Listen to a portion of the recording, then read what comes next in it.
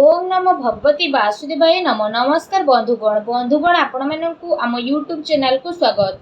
बंधुगण आज आम आपण मानकु कहिबा पई जाउछु 14 तारीख रु विशेष भाव में 25 तारीख पर्यंत समय विषय आगामी 14, 15, 16, 17, 18, 19, 20, 21, 22, 23, 24 एवं 25 तारीख आपणकर किपरि कटिबो, केउं सब जिनिस रे आपणको फायदा मिलिबो, केउं सब जिनिस रे आपणको सावधानता अवलंबन करबा पई पड़िबो, आपणकर लव लाइफ किपरि रहिबो, कैरियर किपरि रहिबो, बिजनेस आ व्यापार किपरि रहिबो एवं स्वास्थ्यर महत्वपूर्ण इनफॉरमेशन मध्ये आमे आपण मानकु देबु।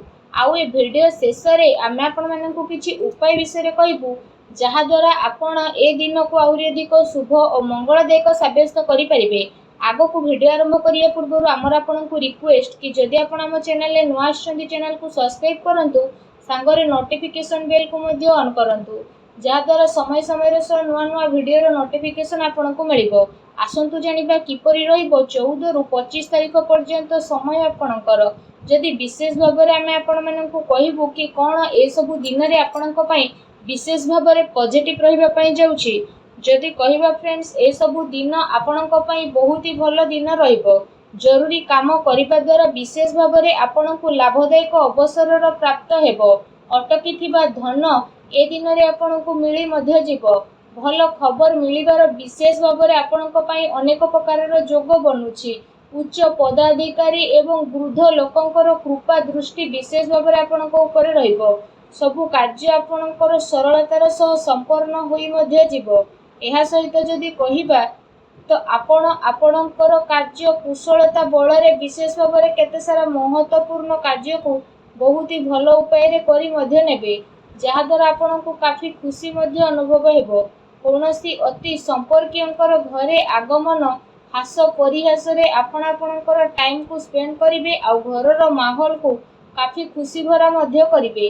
निजर परिवार रे व्यवस्था बनै कि रखिबा पई जहा नियम आ कायदा बना जाईछि ताहा आपणक पई काबिलियत भरा रहिबो। एहा द्वारा घरे अनुशासित माहौल मध्ये रहिबो आ पिला माने मध्ये निजर पाठ पढ़ा द्वारा एकाग्र चित्त रहिबे।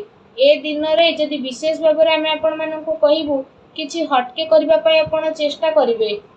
एहा द्वारा आपणकर मानसिक एवं शारीरिक थकापन मध्ये दूर हेबो एवं नुआ ऊर्जार प्रभाव आपण विशेष भाव में निज भितर अनुभव करिवे।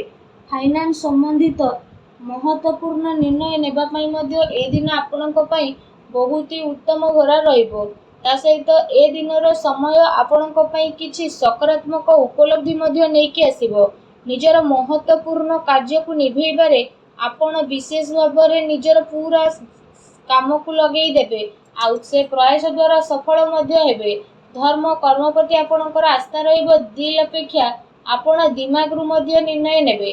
भावुकता रे आसिकी आपण निर्णय भूल मध्ये होई पारे, तेणु सावधान होतु।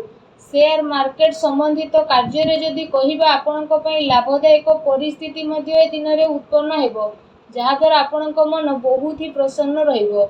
आसंतु जानिबा आपणक पई कोन नेगेटिव रहिबो। जदि कहिबा पारिवारिक स्थिति आपणकर चिंतापूर्ण हेबो एवं परिवार रे जणे आउ जनक प्रति ताळ मेलर अभाव मध्ये रहिबो। चिंतापूर्ण कथा को नै विशेष भाव में विवाद उत्पन्न हेबार संभावना मध्ये बनुछि।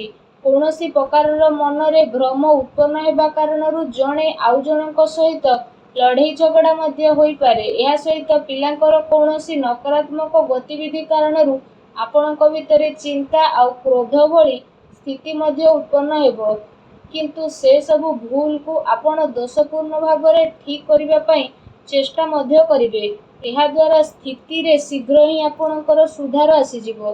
ता सहित आपण काहा ऊपर विश्वास करिबा पूर्वरु सबु स्थिति रे आ सबु परिस्थिति रे विचार करि नियंतु। आपणकर भावुकता आ उदारतार लोक माने फायदा मध्ये उठाई पारंती।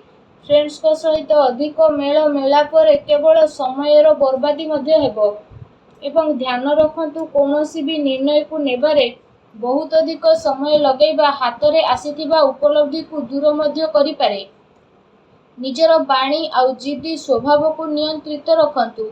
मामु घर पक्षंक ठारू कौनसी प्रकारर भूल बुझामणा मध्ये उत्पन्न होई पारे। आपणकर प्रतिद्वंदी आपणक विषय रे କିଛି ଭୁଲ କଥାବାର୍ତ୍ତା ମଧ୍ୟ କରିପାରନ୍ତି, ଯେଉଁ କାରଣ ପାଇଁ ଯଦି କହିବା ପଡ଼ୋଶୀ ଆଉ ଫ୍ରେଣ୍ଡସ୍ଙ୍କ ସହ ସମ୍ବନ୍ଧ ଆପଣଙ୍କର ଖରାପ ମଧ୍ୟ ହେବ।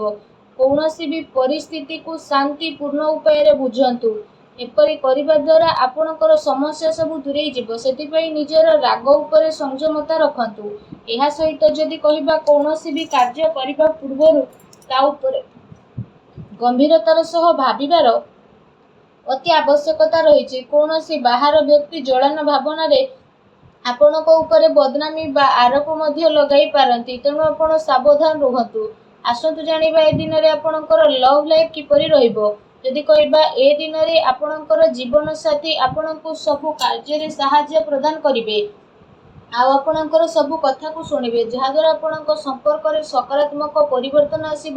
ଆପଣଙ୍କ ପ୍ରେମ ଜୀବନରେ ଚାଲି ଆସୁଥିବା ସମସ୍ୟା ଆପେ ଆପେ ମଧ୍ୟ ସମାପ୍ତ ହୋଇଯିବ। ଏହା ସହିତ ଜୀବନସାଥୀଙ୍କର ସକାରାତ୍ମକ ସହଯୋଗ ଆପଣଙ୍କୁ ଆତ୍ମବଳ ଆଉ ଆତ୍ମବିଶ୍ୱାସ ମଧ୍ୟ ପ୍ରଦାନ କରିବ। ଆପଣଙ୍କ ସମ୍ବନ୍ଧରେ ମଧ୍ୟ ଆହୁରି ଅଧିକ ଘନିଷ୍ଠତା ଆସିବ। ପିଲାଙ୍କର କଥା ସମ୍ବନ୍ଧିତ ସୂଚନା ମିଳିବା କାରଣରୁ ପ୍ରସନ୍ନତାମୂଳକ ଘରେ ବାତାବରଣ ମଧ୍ୟ ରହିବ। ଏହା ସହିତ ପ୍ରେମ ସମ୍ବନ୍ଧ ମଧ୍ୟ ଆହୁରି ଅଧିକ ଗମ୍ଭୀର ରହିବ। ବୈବାହିକ ସମ୍ବନ୍ଧ ଠିକ୍ ରହିବ। ଅଧିକାରୀଙ୍କ ମାହୋଲ ମଧ୍ୟ ଖୁସି ଭରା ରହିବ। କୌଣସି ପୁରୁଣା ମିତ୍ରଙ୍କ ସହ ମିଳିବାର ସ୍ଥିତି ମଧ୍ୟ ବନୁଛି। ଏହା ସହିତ ଏ ଦିନ ଆପଣଙ୍କ ପ୍ରେମ ଜୀବନ ପାଇଁ ବହୁତ ହି ଭଲ ଦିନ ରହିବାକୁ ଯାଉଛି। ଏ ଦିନରେ ଆପଣଙ୍କୁ ଅବଶ୍ୟ ହିଁ ଲାଭ ଉଠାଇବାର ରହିଛି। ଆସନ୍ତୁ ଜାଣିବା ଏସବୁ ଦିନରେ ଆପଣଙ୍କର ବ୍ୟବସାୟ ଆଉ କ୍ୟାରିୟର କିପରି ରହିବ। କାର୍ଯ୍ୟକ୍ଷେତ୍ରରେ ଆପଣଙ୍କର ସ୍ଥିତି ବଦଳିବ, କାରଣ ଟିକେ ବି ଭୁଲ ବୁଝାମଣା କାରଣରୁ ମହତ୍ତ୍ୱପୂର୍ଣ୍ଣ ଅର୍ଡର ଆପଣଙ୍କ ହାତରୁ ମଧ୍ୟ ଯାଇପାରେ। ଚାକିରି ପେଶା ବ୍ୟକ୍ତି ବିଶେଷଙ୍କୁ ଧୈର୍ଯ୍ୟ ବନେଇକି ରଖିବାର ଅତି ଆବଶ୍ୟକତା ରହିଛି, କାରଣ ତାଙ୍କ ଉପରେ କାମର ଅଧିକ ବୋଝ ମଧ୍ୟ ରହିବ। କାର୍ଯ୍ୟକ୍ଷେତ୍ରରେ କିଛି ନୀତିରେ ପରିବର୍ତ୍ତନ ଆଣିବାରେ ଆପଣଙ୍କ ଆବଶ୍ୟକତା ରହିଛି।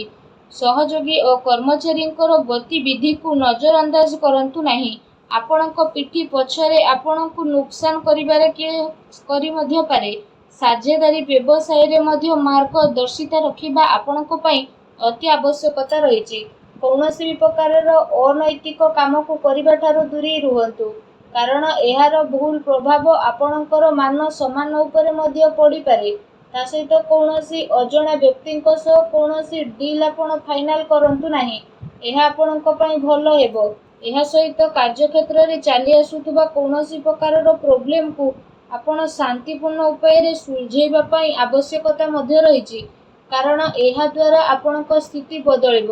କାରଣ କ୍ରୋଧରେ ଆସିକି କାମ କଲେ ଆପଣଙ୍କ କାର୍ଯ୍ୟ ବିଗିଡ଼ିପାରେ। ଅଧିକାରୀଙ୍କ ସହ କଥାବାର୍ତ୍ତା ହେବା ସମୟରେ ମାନସିକ ସ୍ଥିତି ସାମାନ୍ୟ ବନେଇକି ରଖନ୍ତୁ। ସ୍ଥିତି ଆପଣଙ୍କ ପାଇଁ ବହୁତ ଭଲ ରହିବ। ଭିଡ଼ିଓ କେମିତି ଲାଗିଲା କମେଣ୍ଟ କରିକି ଜଣାନ୍ତୁ। ଚ୍ୟାନେଲରେ ନୂଆ ଆସିଥିଲେ ଚ୍ୟାନେଲକୁ ସବସ୍କ୍ରାଇବ କରନ୍ତୁ। ଧନ୍ୟବାଦ।